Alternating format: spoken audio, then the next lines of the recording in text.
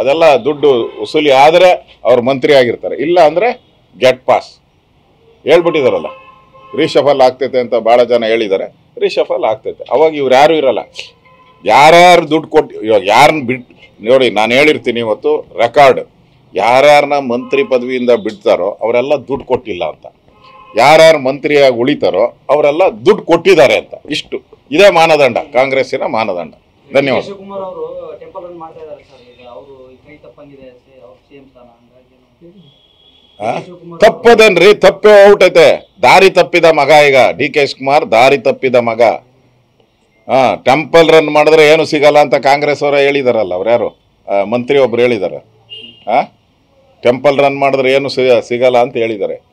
ಇಲ್ಲಿ ಟೆಂಪಲ್ಗಿಂತ ಬೇರೆ ಟೆಂಪಲ್ ಒಂದು ಇದೆಯಲ್ಲ ಡೆಲ್ಲಿಯಲ್ಲಿ. ಟೆಂಪಲ್ಗಿಂತ ಇನ್ನೂ ದೊಡ್ಡ ಟೆಂಪಲ್ ಇದೆ, ರೋಮ್ ಟೆಂಪಲ್, ಅದು ಯಾವುದೋ ಗೊತ್ತಿಲ್ಲ. Italy temple. ಆ ಟೆಂಪಲ್ನ ಸುತ್ತಬೇಕು.